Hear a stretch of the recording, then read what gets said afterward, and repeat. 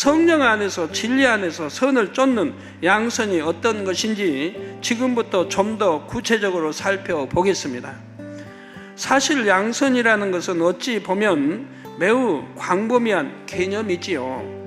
하나님의 속성 자체가 선이시기 때문에 성경의 말씀 전반에 그 선이 배어 있습니다. 그 중에서도 양선의 향을 진하게 느낄 수 있는 구절 중에 하나가 빌립보서 2장 1절에서 4절 말씀이지요. 주 안에서 선을 추구하는 사람은 내 생각과 내 성품에 안 맞는 일에도 마음과 뜻을 모아줍니다. 겸손하고 자신을 드러내고자 하거나 인정받으려 하는 허영심도 없습니다. 자신의 일을 성실히 감당하는 것은 물론이고 다른 사람의 일까지도 마음을 써줍니다.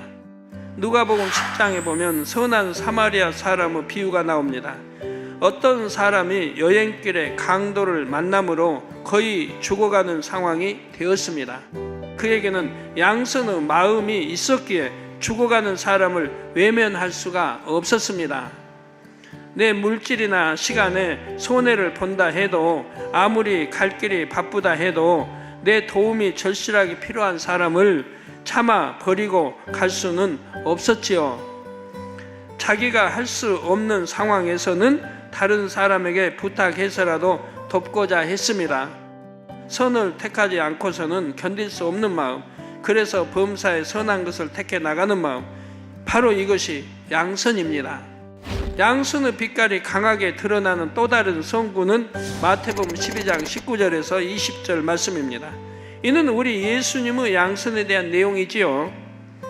먼저 19절에 그가 다투지도 아니하며 들레지도 아니하리니 아무도 길에서 그 소리를 듣지 못하리라 했습니다.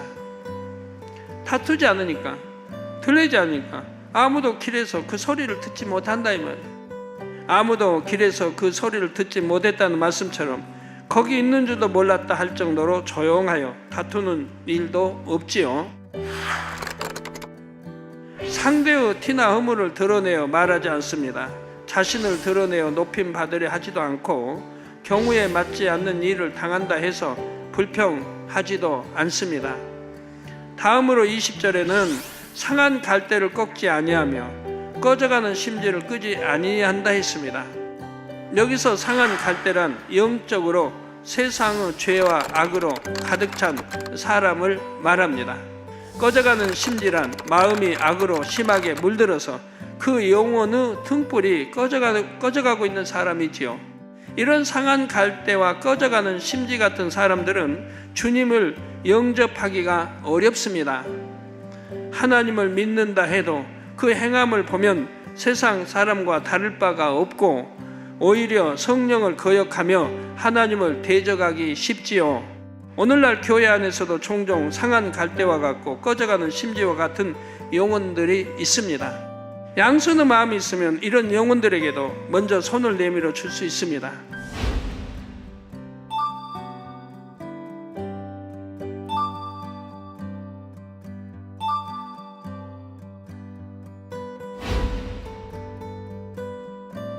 여기까지 들으시면서 조금 혼동이 되는 분들도 있을 수 있습니다. 앞에서 말한 것처럼 선은 하나님의 속성 자체이기 때문에 그 영역이 광범위하지요. 그러나 양선에서 더 부각되는 측면은 그러한 선을 행하고자 하는 마음과 실제로 선을 쫓아 행할 수 있는 힘에 대한 것입니다. 상대의 어려움을 불쌍히 여기고 도와주는 긍휼에 초점을 두는 것이 아니라 마땅히 긍휼이 여겨야 할 상황에서 그냥 지나칠 수 없었던 선의 마음을 말하지요. 또 다투지도 들레지도 않는 것은 물론 화평의 마음이요 겸손한 마음입니다.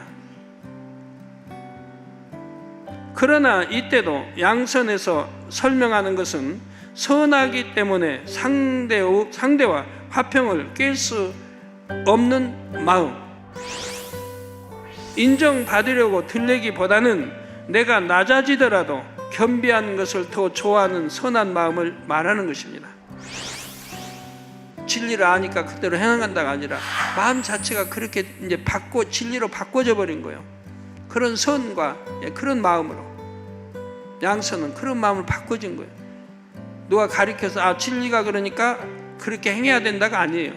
마음 자체가 그런 선으로 바꿔져 있어요. 그러니까 뭐 이게 진리가 어쩌고 아니라 그런 행함이 선 자체로 나오는 거예요. 악한 사람은 악을 바라지 않으면 마음이 불편합니다.